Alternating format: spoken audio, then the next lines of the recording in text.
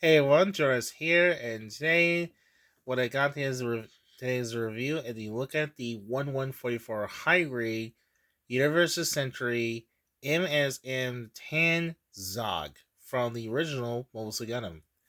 I got this as a big guy from the Amazon. I actually got this one actually bought this from Amazon.com for $39.96, which is a or $37.95.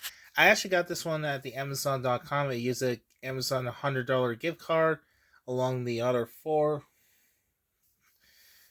Plus, and the bonus one, we'll get in that next.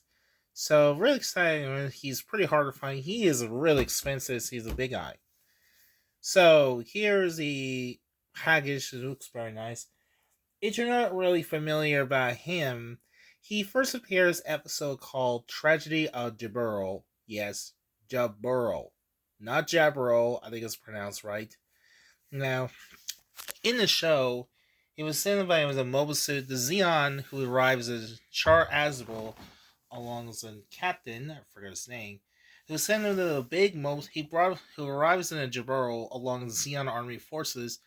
One of them sent in the big mobile suit, an envious mobile suit called Zock, who goes who goes underwater, who goes try to track down and destroy Jebros where the Federation invades. Spoiler at the end episode. Oh, and he was a pilot led by Zock was pilot by forget me pronounced names as Borowski or Bursky. I think it's pronounced right. I apologize. These are pronounced it. It's Borsky, Boraskynyiv. What's this? Probably the worst name I've ever seen. And he tries to help him to save charge against Ghost breaks in. Spoiler at the end episode, he died very quickly. He was defeated by Gundam. He was died very quickly. He was shot right through his chest or the cockpit. What's this probably the dumbest weakness. And that's pretty much it. So Zog, he's a big, large Mobisa, and he was destroyed very quickly at the end of the episode. He does appear in the movie, but the Borowski is nowhere to be seen, and that's pretty much it. So let's talk about the package. He's pretty big. He's kind of large. Nice little package. It says made by Bandai from 2007. He's Asian 8 and up. Nice little art package. Down the bottom here shows a nice little cool feature pose gimmick. He does not come in a surgery, except he only comes with some kind of splice and plug, which we'll get in that. Nice little cool image, and it has a little bio. And unfortunately, there's no English stuff. There's no English version. You can't read this. On the other side here, it says number 81. On the top here, on the other top, you can see it shows a little detail on the gimmick, shows a little detail, and shows a little bio, and it talks about the Japanese. It says no glue required, and says the clippers. And the other side are pretty much saying this guys are very huge. So anyway, let's take a quick break. Let's take a look at the model kit himself. Alright, we're back with Zock out of the box. I took Bill to get her. He is really huge. He's pretty big. He's a 6.5 inches tall because of the cannon. He is pretty big. He's probably the largest Mobisid I've ever seen. One of the largest kid I've seen. Here's a little quick size comparison. Here's next to the Gundam. Now, he does look pretty bigger. Now, of course. So overall, this looks as pretty bulky one as this. Probably one of the biggest, coolest model kit I've ever seen. I built. He's pretty big. He's pretty chunky. He's kind of a little clunky. He's kind of a little hollow down the bottom. He has a little, I guess it's something on underwater termites. Now, surprisingly, he does not come with no stickers, no surgery, no nothing. Instead, it comes with his little gimmick, as this we'll get in a second. Let's take a look at the head sculpt first. The head sculpt of Zog looks pretty big, and it looks pretty nice, very accurate. Not much to complain, not much detail. And a nice little detail, I like it has lines of green, and shows the top has a cannon, beams, make a parable cannon on the top, nice little spike, nice little Detail. It's got a little big side here. And down the bottom, you can see it looks like it has a cockpit, but you can't see it. I think he comes with his waistband that goes plug into his stomach, and one for his butt, of course. And overall, I like it has a detail on his claw. So overall, this looks pretty nice with details. As for articulation for Zog, well, he has a lot. Now he does not have no head articulation. There is no head articulation.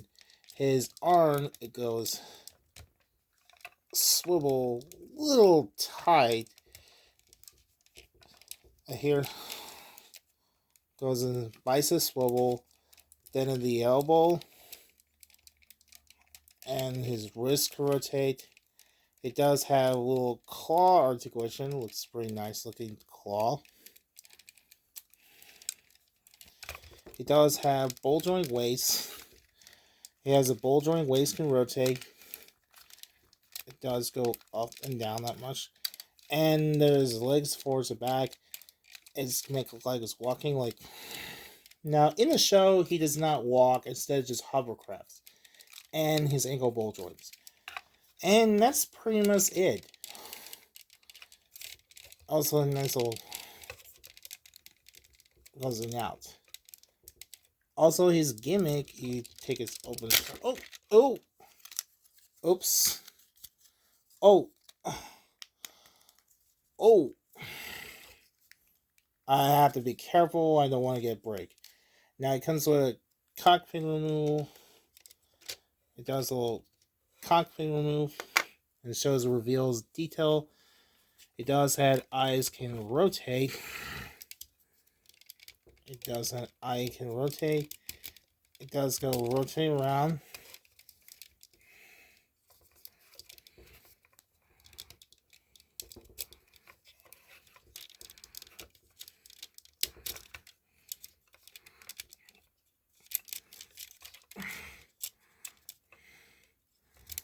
Rotate around.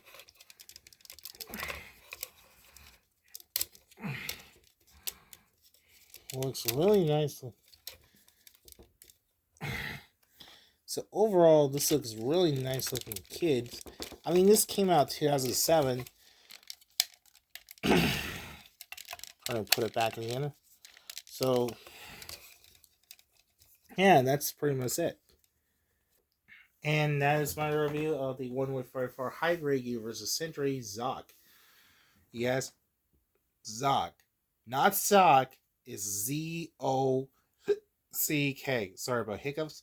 Overall, it's a pretty big. Really like this kids. It's probably a favorite one, and it's a pretty expensive one. And you'll find it on the Amazon.com. It costs $39.95. Or you can find it on the eBay. But prepare yourself. This is pretty penny. This will cost $39 to $49 to $100 to be very expensive. This is pretty much hard to find the model kit. So I mean, yeah, overall, I highly recommend. I'm very happy having my collections. If you're a fan of the Msm-10 Gundam, I highly recommend to check out this one. So anyway, hopefully you enjoy this one. Be sure don't forget to like, to share, and subscribe. So thanks for watching, and goodbye.